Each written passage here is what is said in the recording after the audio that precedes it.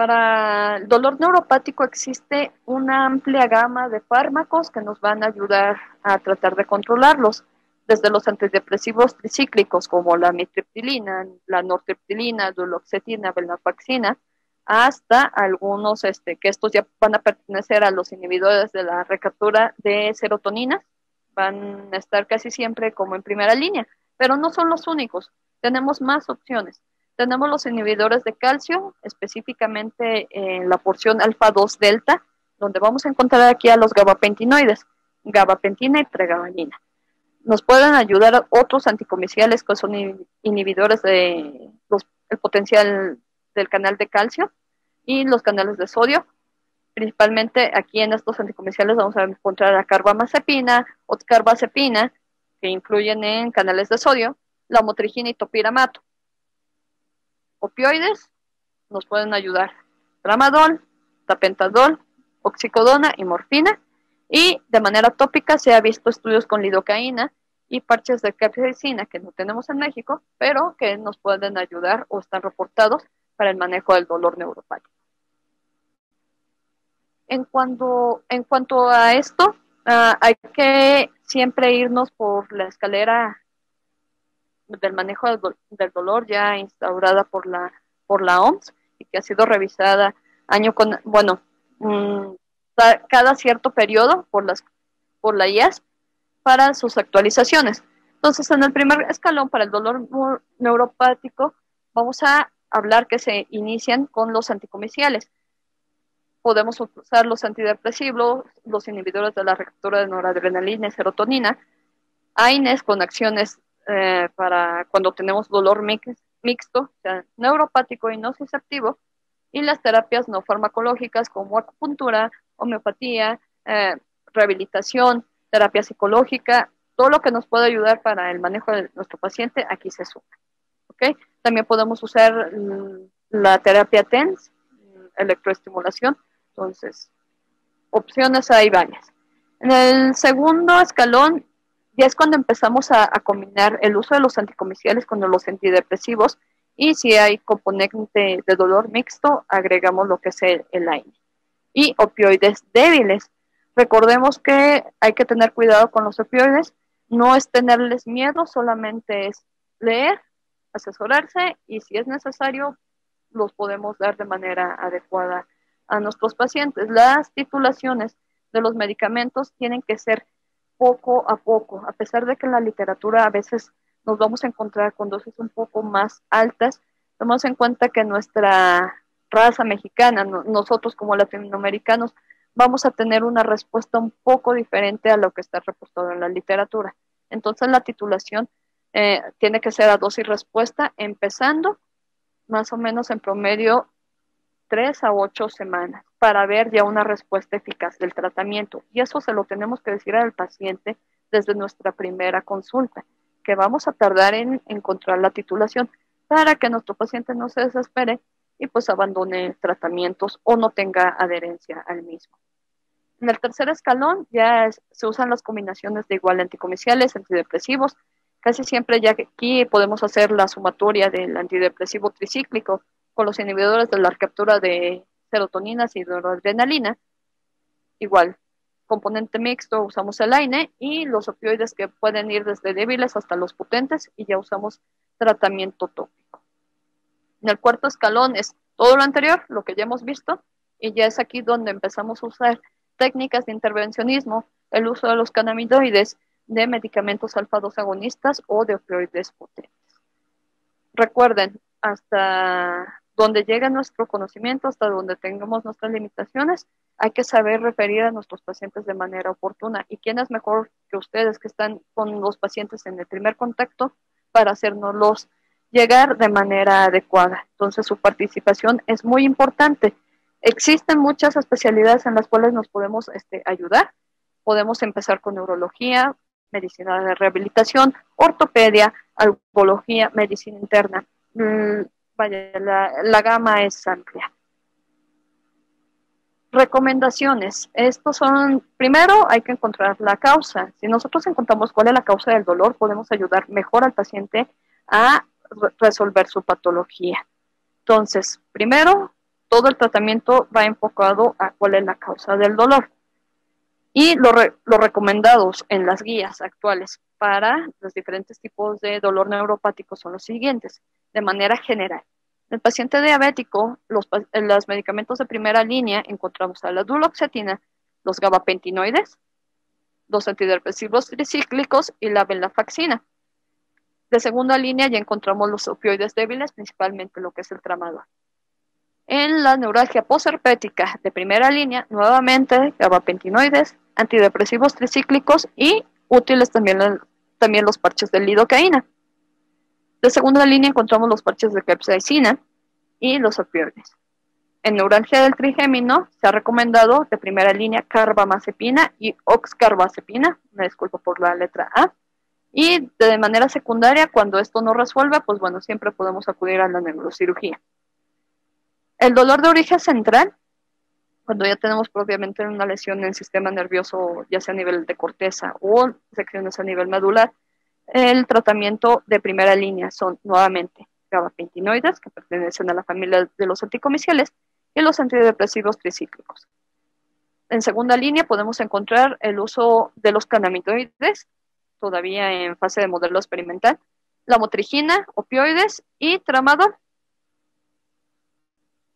Vamos a hablar entonces, como se repiten y como están indicados, vamos a hablar entonces de los gabapentinoides. Tenemos que fueron aprobados en Canadá desde 1993 y posteriormente en 1994 la FDA, que es el organismo de control en Estados Unidos, aprueba su uso para el tratamiento de las crisis parciales anticomiciales. Más adelante, por los estudios y los reportes clínicos, en el año 98 se encuentra que es útil para la neuropatía diabética periférica y la neuralgia posherpética.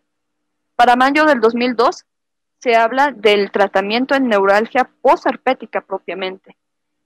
Y siendo que en abril de 2011 se hace la tableta de gabapentina en liberación prolongada para el tratamiento del síndrome de piernas inquietas, cuando este va de moderado a severo. Y también más estudios que avalan su tratamiento en neuralgia posherpética. Entonces, la gabapentina ya tiene tiempo acompañándonos. Volvamos a recordar, son bloqueadores del canal de calcio dependientes de voltaje, específicamente van a hacer acción en la unidad alfa 2 delta y son análogos del GABA, que es el ácido GABA aminobutírico.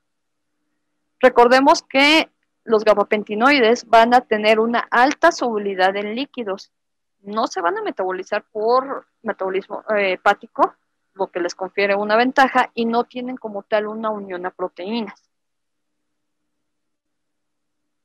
Su absorción se va a dar por medio de vía oral, aproximadamente en la porción proximal del intestino delgado. La biodisponibilidad no es proporcional a la dosis, otra ventaja para el fármaco, pero sí va a disminuir cuando nosotros vamos aplicando dosis cada vez más altas. Cuando nosotros damos una dosis de 300 miligramos de gabapentina, la biodisponibilidad es de 60%. Sin embargo, cuando esta dosis se va hasta 1600 miligramos, la biodisponibilidad solamente es de 35%. Entonces, las concentraciones plasmáticas terapéuticas vamos a hablar a partir de 2 microgramos por mililitro y el número necesario a tratar para el dolor neuropático de la gabapentina es de 4 hasta 5.9. ¿Cuánto tiempo me va a durar en el cuerpo? Aproximadamente de 5 a 7 horas. Les comentaba, no tienen unión a proteínas. Se está reportada en la literatura que es hasta en un 3% máximo. Y su vida media de eliminación es de 6 horas.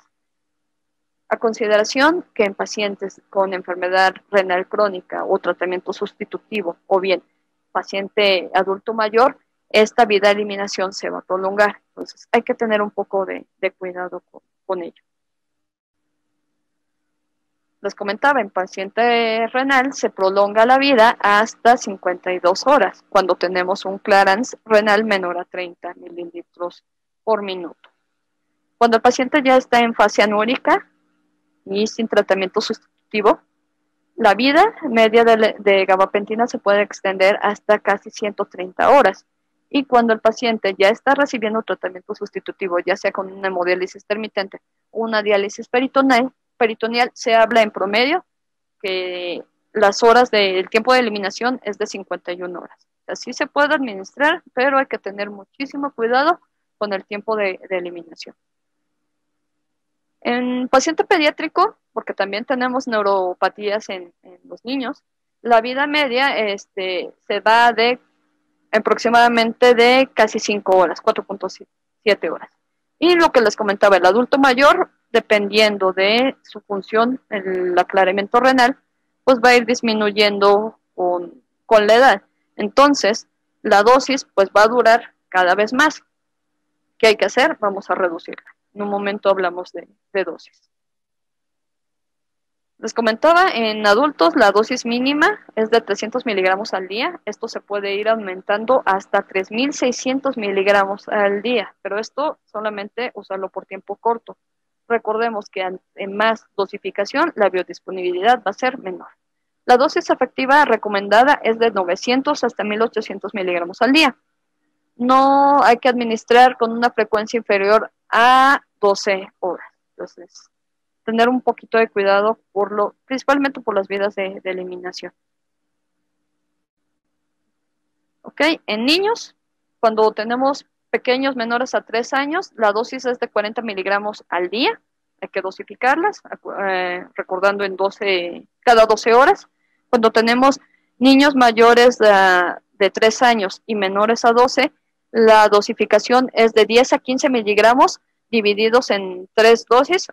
Recordemos que el aclaramiento de los niños es un poquito mayor, nos podría dar pauta a cada 8 horas. Sin embargo, tomemos en cuenta que nuestra población reacciona un poquito diferente, un poquito de manera exagerada a lo que está reportada en la literatura. No es que manifieste los síntomas de manera adversa, sino los efectos secundarios se van a ver un poco intensificados al inicio. Entonces, esto lo tenemos que tomar en cuenta para tratar de dosificar. Las recomendaciones para manejo de primer nivel se recomienda que sea cada 12 horas. Ahora bien, niños de 5 años o más, las dosis van a ser de 25 a 35 miligramos y en mayores de 12 años ya podemos tratar como dosis estándar de adulto de 900 hasta 1.800 miligramos al día. Igual dividido en 3 dosis por la vida media de eliminación. Pero tomamos en cuenta las actividades de nuestros niños y principalmente su estado nutricio de nuestra población mexicana. La dosis máxima en ellos vamos a tener que son 50 miligramos kilo día hasta un máximo exagerado de 2.400 miligramos al día. Recordando que esto ya está sobrepasando la dosis efectiva de 1.800. Pero pues si nuestro niño pesa más y esa dosis es la que le ajusta, pues vamos a llevarlo a ese nivel. Hay que tomar precauciones, de preferencia evitar la interrupción brusca del medicamento, lo cual podría generar convulsiones agudas, problemas de ansiedad, insomnio, náuseas, dolor y diaforesis. ¿Cómo lo vamos a ir reduciendo? De manera gradual, la dosis durante una semana o más.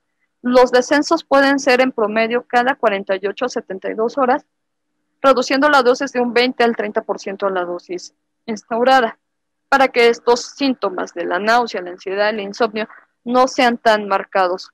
Traten de no retirarlos de manera súbita. En México tenemos varias presentaciones, tenemos cápsulas de gabapentina que pueden ser desde 300 hasta 400 miligramos. Hay algunas que vienen combinadas con AINES, por ejemplo, gabapentina con meloxicam. Esta viene de 300 miligramos con 15 miligramos de meloxicam y viene en tableta. También tenemos la combinación de gabapentina con tramadol. Existe en la combinación de 300 miligramos de gabapentina con 25 miligramos de tramadol. Y una más, tenemos el complejo B, tiamina cianocobalamina, en composiciones de 100 y 0.20 miligramos combinados con 300 miligramos de gabapentina. Y eso es lo que tenemos disponible en México en cuestión a este fármaco. Tomamos en cuenta los efectos adversos o los efectos secundarios que nos pueden dar los gabapentinoides a nivel del sistema nervioso central y periférico. Podemos que el paciente va a referir confusión, mareos, somnolencia, el paciente va a pensar lento, va a hablar lento. En algunos casos se puede reportar hasta diplopía. Esta sensación o estos efectos se pueden presentar de un 3 a un 11% de los casos y puede haber cambios moderados en lo que es el estado de humor, que pueden ir desde la depresión hasta la irritabilidad, problemas en la concentración, los que le comentaba que piensan lento, hablan lento, y esto puede fluctuar hacia la hiperactividad. Entonces, los efectos principales los vamos a ver en las primeras tomas, los primeros días en su fase de adaptación. De manera cardiovascular, podemos tener alteraciones de hiper o hipotensión dependiendo el grado clínico de nuestro paciente de manera previa. Hay que tomar en cuenta que la gabapentina nos va a ayudar a retención de líquidos, entonces hay que manejarlo con un poco de cuidado. Podemos tener vasodilatación periférica y edema. De manera respiratoria pueden referirse de manera muy rara, pero está reportado bronquitis, problemas en lo que son rinitis, asma, puede generar epistaxis por la sequedad de mucosas. Esto principalmente en paciente pediátrico o en paciente que tenga problemas de sinusitis crónica, podemos ver estos efectos. A nivel gastrointestinal, nos va a dar una serostomía hasta en un 5% de los casos, vómito y náusea en 4%, diarrea 6% de los casos, y alteraciones, como les había comentado, de anorexia. Va a aumentar de manera transitoria lo que es las enzimas hepáticas, y de manera hematológica podemos tener equimosis y anemia. Muy, muy raro, pero puede existir. A nivel del sistema urogenital, se ha reportado disuria, principalmente, o incompetencia urinaria, poliuria. A nivel de musculoesquelético es raro que se presenten lo que son las mialgias, artralgias. Sin embargo, lo que sí es el edema se puede reportar hasta en un 8% de los casos. Puede haber prurito, ulceraciones en la piel, procesos alérgicos, y en embarazo y lactancia está considerado como tipo C, lo que quiere decir que este medicamento va a atravesar la barrera hematoplacentaria. No se puede establecer una relación causal y se va a excretar por leche aproximadamente hasta en un 4% de lo que es la dosis materna. Hay que evaluar riesgo-beneficio en los casos que se nos vayan a presentar. De manera farmacológica va a interactuar con naproxeno. Cuando nosotros damos este fármaco, la gabapentina va a aumentar ligeramente su absorción, aproximadamente un 15%. Ejemplo, nosotros estamos dando naproxeno con gabapentina, 300 miligramos. Ya habíamos dicho que la biodisponibilidad aproximada es de 60%. Cuando nosotros lo combinamos con naproxeno, esta biodisponibilidad se puede aumentar hasta un 75%. Entonces, más absorción del fármaco. De inicio vamos a tener un poquito más aumentados los efectos secundarios, pero bueno, la dosis se va a ir alcanzando de manera paulatina en el estado estacionario, que es aproximadamente de 5 días. La cimetidina también va a afectar, va a disminuir lo que es el aclaramiento renal de la gabapentina, por lo tanto va a reducirlo a un 14%, lo que va a provocar, o sea, la traducción de esto es que el fármaco dure más tiempo del que está estipulado. Entonces, si me dura en un promedio de una vida media normal de cerca de 6 horas, se va a prolongar un poco más de tiempo. Y en el paciente joven esto a lo mejor no importa, o el paciente que tiene una función renal adecuada, pues bueno, esto no importa mucho, no es tan significativo un 14%, pero aumentenle 14% a un paciente en anuria, que se puede ir la vida media desde 52 hasta 130 y tantas horas, entonces sí nos afecta, hay que tomarlo muy, muy en cuenta cuando estamos hablando de este tipo de fármacos. Entonces, es un fármaco muy útil, espero que esta información les haya sido de su agrado. Muchas gracias.